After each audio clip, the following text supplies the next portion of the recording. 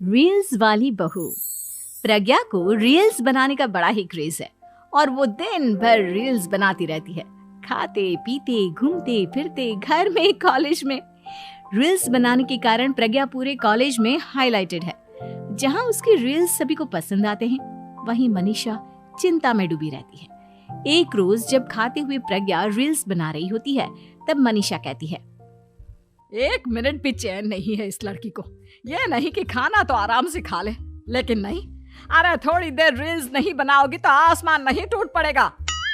अरे मम्मी, इसी को तो कहते हैं डिटर्मिनेशन। तुम नहीं समझोगी ये सब।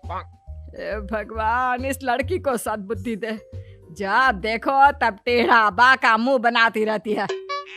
मनीषा की बात का प्रज्ञा पर जरा भी असर नहीं होता और वो खाते खाते रील्स बनाती रहती है। दिन बीतने लगते हैं और देखते देखते प्रज्ञा का कॉलेज भी खत्म हो जाता है। आए दिन कोई ना कोई मनीषा को प्रज्ञा की शादी करवाने का सुझाव दे जाता है। सब ठीक ही कहते हैं, प्रज्ञा की शादी कर देनी चाहिए। अपने घर के काम काज में व्यस्त हो जाएगी तो खुद ही ये रील्स और नाच गाना बंद हो जाएगा। मनीषा और प्रेम प्रज्ञा के लिए एक अच्छा लड़का ढूंढने लगते हैं और तभी विकी का रिश्ता प्रज्ञा के लिए आता है, जिसने प्रज्ञा को उसकी रील्स देखकर पसंद कर लिया था। अगले दिन विकी अपने माता पिता के साथ प्रज्ञा के घर पहुंच जाता है और प्रज्ञा साड़ी पहने हाथों में चाय की ट्रे लिए उनके सामने आती है। जब विकी को पसंद है तो हमें भी बहू पसंद है। बहन जी, आप बारात की तैयारी कीजिए। एक बार लड़का लड़की अकेले में बात कर ले तो अच्छा रहेगा। हाँ हाँ, क्यों नहीं। मनीषा विकी को प्रज्ञा के कमरे में भेजती है, जहां प्रज्ञा पहले से ही रील्स बना रही होती है।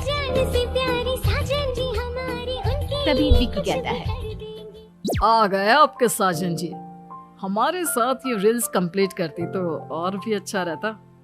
अच्छा जी, अब आ ही गए हैं तो बना ही लेती हूँ आपके साथ। दोनों मिलकर रील्स बनाते हैं। जब वी मीट और तुरंत पोस्ट भी कर देते हैं। फिर विकी कहता है, जब आप साड़ी में चाय लेकर आए तब मुझे लगा कि कहीं मैं गलत घर में तो नहीं आ गया। अब सही है। दोनों की शादी पक्की हो जाती है और शादी के दिन भी प्रज्ञा रील्स बनाने से चूकती नहीं। यहाँ तक कि बारात के समय भी नाचते हुए रील्स बनाती है। सभी लोग प्रज्ञा की तारीफ के पुल बांध देते हैं और प्रज्ञा नाचती गाती अपने ससुराल चली जाती है। सब कुछ अच्छा चल रहा होता है। प्रज्ञा यहाँ भी दिन भर हर चीज की रील्स बनाती रहती है। लेकिन कुछ दिनों के बाद जब सुनीता कहती है, बहू, ये रील्स के साथ साथ कुछ काम भी कर लिया करो। वैसे तुझे और क्या क्या बनाना आता है? मम्मी जी, वैसे तो सब कहते हैं कि मैं सब कुछ अच्छा बनाती हूँ, लेकिन मुझे लगता है कि मैं मैगी अच्छा बना लेती हूँ। हाँ, कॉफी भी अच्छा बना लेती हूँ और मुंह तो सबसे अच्छा बना लेती हूँ। हैं? अच्छा अच्छा। सुनीता अपना माथा पकड़ लेती है और कहती है, बहू, कुछ खाना बनाना भी सीख लेती। मम्मी जी, मैं लंबी प्लानिंग कर रही हूँ। जल्दी ही मैं इतनी फेमस हो जाऊंगी कि मुझे पैसे मिलने लगेंगे। हम दोनों सास बहू राज करेंगे, राज। नौकर काम करेंगी और लोगों की तो लाइन लगेगी हमसे मिलने के लिए। तेरा दिमाग खराब हो गया है क्या बहू? हंसी मजाक तक ठीक है, लेकिन इस तरह घर नहीं चलते। जितना जल्दी हो इस घर के तौर तरीकों को सीख लो। प्रज्ञा मुंह घुमाकर चली जाती है और तुरंत उसी वक्त एक रील बनाती है। ये देख सुनीता का गुस्सा 7वें आसमान पर चला जाता है और विकी के घर आती ही सुनीता उसे सब कुछ बताती है। विकी भी अब प्रज्ञा की इन हरकतों से परेशान हो जाता है। तुम टेंशन मत लो मम्मा, मैं देख लूंगा। विकी कमरे में जाता है तो देखता है कि प्रज्ञा रील्स बना रही है। विकी बड़े ही प्यार से प्रज्ञा से कहता है, प्रज्ञा, इन सब के लिए मैं तुम्हें मना नहीं कर रहा हूँ, लेकिन फिर भी हर वक्त तो ये अच्छा नहीं लगता ना। समझने की कोशिश करो, मुझे भी तुम्हारा थोड़ा वक्त चाहिए। मैं जब ऑफिस से आता हूँ तो मुझे समय देने की जगह इसी में लगी रहती है।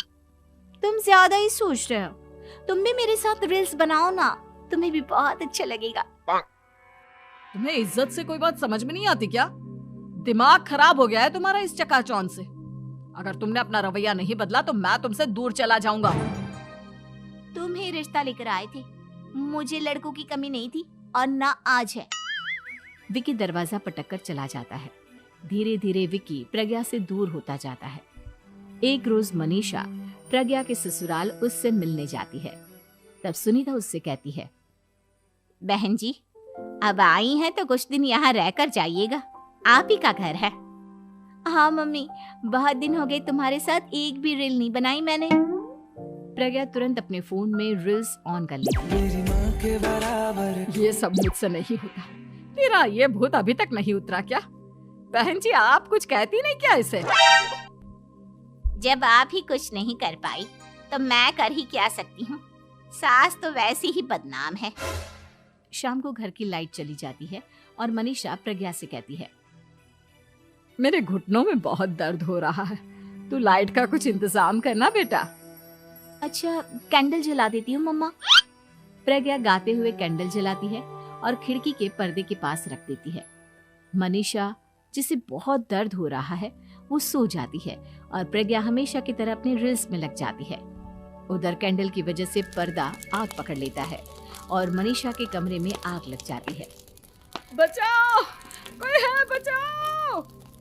सभी भागते हैं और विकी कमरे की आग बुझाने में लग जाता है, लेकिन तब तक मनीषा आधी जल चुकी थी।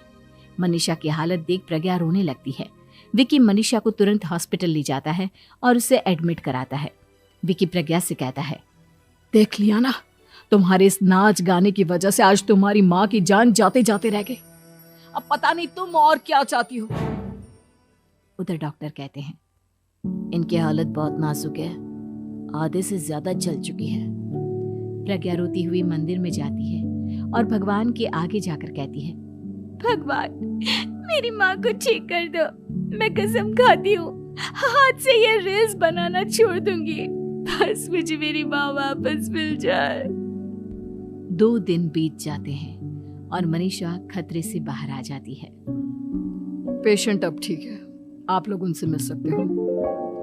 सब कोई मनीषा से मिलता है और प्रज्ञा सबके सामने अपना फोन तोड़ देती है। मुझे माफ कर दो मम्मा, मैंने तुम लोगों की बातों को नजरअंदाज किया। बेटा, कोई भी चीज जरूरत से ज्यादा खराब है।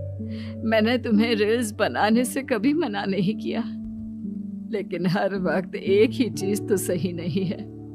मैं समझ गई हूँ मम्मा, आई एम सॉरी। प्रज्ञा उस दिन से रील्स बनाना छोड़ देती है और पूरी तरह से अपने घर में लग जाती है।